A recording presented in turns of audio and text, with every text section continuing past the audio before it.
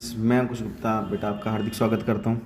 तो बेटा अभी हम जो चैप्टर पढ़ रहे थे, न्यू टॉपिक हम लेकर आ रहे हैं 12th चैप्टर का पब्लिक सेक्टर। बेटा प्राइवेट सेक्टर के बारे में हम अच्छे से डिस्कस कर चुके थे, अब हम लेकर आ रहे हैं पब्लिक सेक्टर। पब्लिक सेक्टर क्या होता है बेटा? जस्ट प्राइवेट सेक्टर का अपोजिट होता है। पब्लिक सेक्टर जो होता है,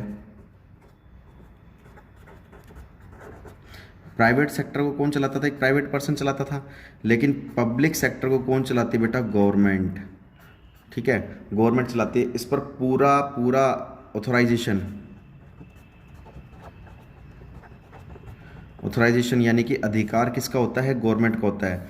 ये कंपनी प्राइवेट सेक्टर हो गया ना, सॉरी पब्लिक सेक्टर जो होता है, यहाँ पर पब्लिक कंपनी की बात करते हैं, यानी कि गवर्नमेंट कंपनी की बात करते हैं, जिसपे सारा का सारा ऑथोराइजेशन, सारा का सारा अधिकार गवर्नमेंट का होता है। पब्लिक का मतलब ये मत समझ लेना पब्लिक का होता है, नहीं बेटा, गवर्नमेंट का होता है।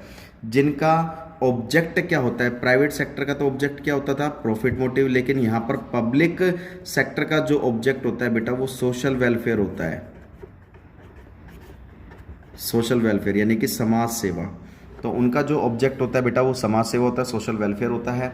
तो कहने का मतलब है यहाँ पर जो बिजनेस को जो चलाते हैं, जो भी सेक्टर्स को जो चलाते हैं, वो गवर्नमेंट चलाती है सब कुछ। यहाँ पर जितने भी एम्प्लॉयज़ अपॉइंट किए जाते हैं, जितने भी मेंबर्स अपॉइंट किए जाते हैं, तो वो गवर्नमेंट ही करती है। उनकी सैलरी भी डिसाइड गवर्नमेंट करती है, उनको कब हटाना है, कब किसका प्रमोशन करना है, कब किसका लेवल अप करना है। तो कहने का मतलब क्या है, यहाँ पर सारा का सारा देखभाल कौन करता है? गवर्नमेंट करती है। किसकी कब कब सैलरी बढ़ाई जाएगी, किसको कब रिटायरमेंट दी जानी है, तो यहाँ पर वो पब्लिक सेक्टर कहला जाता है। ठीक है, तो गवर्नमेंट सेक्टर इसे भी कहा जाता है, पब्लिक सेक्टर को हम गवर्नमेंट सेक्टर भी कह सकते हैं बेटा, गवर्नमेंट सेक्टर। ये बात समझ में आ गई होगी आपको। चलिए मैं इसके बारे में और डिस्कस कर लेता हूँ। पब्लिक सेक्टर में हम पब्लिक कंपनी की बात करते हैं। मैं आपको पहले ही बता चुका था, पब्लिक पब्लिक कंपनी में मिनिमम नंबर ऑफ मेंबर कितने होते हैं? मिनिमम मेंबर 7 होते हैं, और मैक्सिमम बेटा नो लिमिट। मिनिमम डायरेक्टर, जो डायरेक्टर भी होते हैं वो कितने होते हैं? मिनिमम मैक्सिमम कितने डायरेक्टर होते हैं बेटा? 3। ठीक है, तो ये चीज़ें याद रहनी चाहिए आपको। पब्लिक कंपनी अपने नाम के पीछे हमेशा, देखो प्राइवेट कंपनी और पब्लिक कंपनी, ये हमेशा अपने नाम के पीछे, प्राइवेट कंपनी तो प्राइवेट लिमिटेड यूज़ करती है वर्ड, और ये public company only limited word use करती है। जैसे एक्स प्राइवेट लिमिटेड कंपनी, ये एक्स लिमिटेड कंपनी। तो यहाँ पे समझ जाना, जिस के नाम के पीछे लिमिटेड वर्ड यूज़ हो रहा है, इट मीन्स वो गवर्नमेंट कंपनी, पब्लिक कंपनी। जिसके पीछे प्राइवेट लिमिटेड वर्ड यूज़ हो रहा है, वो समझ लेना प्राइवेट कंपनी है। तो कहने का मतलब ये आपको अच्छे समझ में आ गया होगा। चलिए इसके फीचर्स हम एक बार देख लेते हैं। Features of public sector.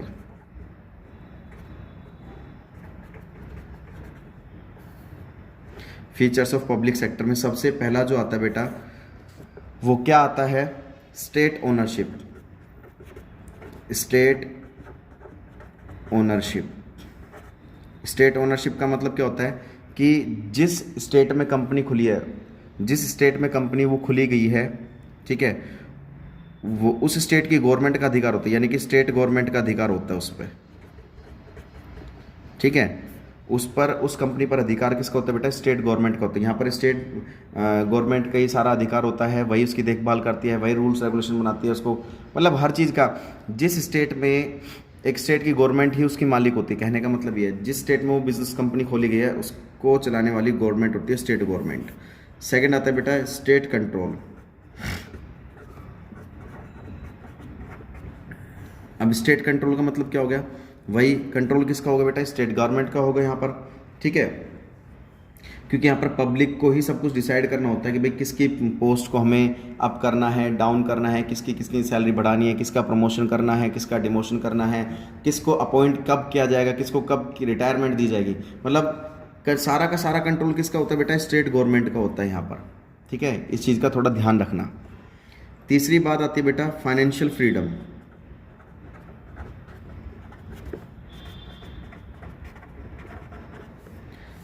जो यहाँ पर बेटा कंपनी चलाते हैं, जो मेंबर्स होते हैं, उनको कौन अपॉइंट करता है? गवर्नमेंट करती है।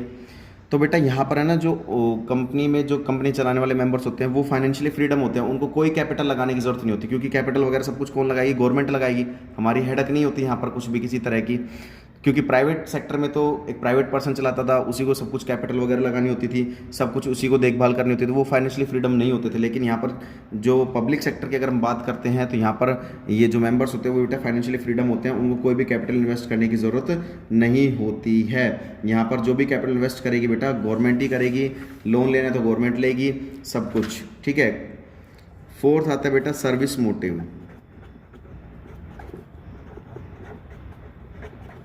मैंने आपको बताया था कि बेटा प्राइवेट सेक्टर का मेन ऑब्जेक्ट क्या होता है? प्रॉफिट कमाना, जबकि पब्लिक सेक्टर का मेन ऑब्जेक्ट क्या होता है? सोशल वेलफेयर, यानी कि सर्विस मोटिव, समाज में रहने वाले लोगों की वेलफेयर करना, उनको भाई जो बेरोजगार हैं उनको रोजगार दिलाना, उनको हार्मफुल एनवायरनमेंट से प्रोटेक्ट करना, उनको अच्छी क्वालिटी गुड्स प्रोवाइड कराना एट अ चीपर रेट। तो कहने का मतलब क्या है यहाँ पर बेटा, उनका मेन ऑब्जेक्ट, जो पब्लिक सेक्टर का मेन ऑब्जेक्ट होता है सर्विस मोटिव, समाज सेवा का काम होता है उनका। नेक्स्ट फिफ्थ आता है बेटा useful for all the sector, for all the sector. ये देखिए मैं जो बताने जा रहा हूं इसको ध्यान से देखना।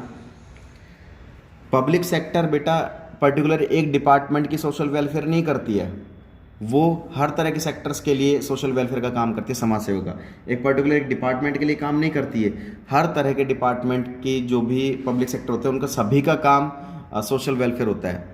जितने भी पब्लिक सेक्टर होते हैं सभी का काम, एक पर्टिकुलर ये नहीं कि पर्टिकुलर एक ये पब्लिक सेक्टर तो भाई ये सोशल वेलफेयर करेगा। पब्लिक सेक्टर कोई भी हो, सभी का काम क्या होता है? समाज सेवा करना, ठीक है। तो कहने का मतलब क्या है, ये 5 पॉइंट थे जो कि आपको अच्छे से पढ़ने हैं।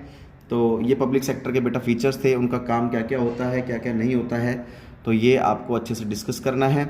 और बेटा इन चीज़ों को फेयर नोटबुक में आपको नोट करना है, पढ़ना है अच्छे से। अगर फिर भी कोई दिक्कत आती है तो आप हमसे कंसल्ट कर सकते हो। नेक्स्ट वीडियो में मैं इसके फॉर्म्स पढ़ूंगा, पब्लिक सेक्टर्स के फीचर्स पढ़ लिए हैं, अभी नेक्स्ट वीडियो में मैं इसके फॉर्म्स पढ़ूंगा। तब तक के लिए बेटा आप ना बहुत अच्छे से पढ़िए, कोई डाउट आता है तो हमसे डिस्कस कीजिए, बट बेटा रेगुलर पढ़िए। रेगुलर पढ़ोगे देन तभी बेनिफिट मिलेगा, अदरवाइज़ आपको बेनिफिट नहीं मिलेगा। जब आपसे नोटबुक चेकिंग के लिए बात की जाए तो नोटबुक चेक करानी है। और अभी कुछ टाइम बाद हम आपका टेस्ट भी लेना रूटीन में स्टार्ट करेंगे, बिजनेस का, इकोनॉमिक्स का और अकाउंट्स का। आपके एक तरीके से यूनिट टेस्ट समझ लीजिए आप वो। तो आपके यूनिट टेस्ट वो हम बनाएंगे और आपका टेस्ट लेंगे। आपको पहले 2-4 दिन पहले आपको बता दिया जाएगा डेट शीट कि भाई हमें कब से टेस्ट लेना है आपका, और कितने सब्जेक्ट चैप्टर्स का, कौन कौन चैप्टर का टेस्ट होगा। तब तक के लिए बेटा जय हिंद, जय भारत।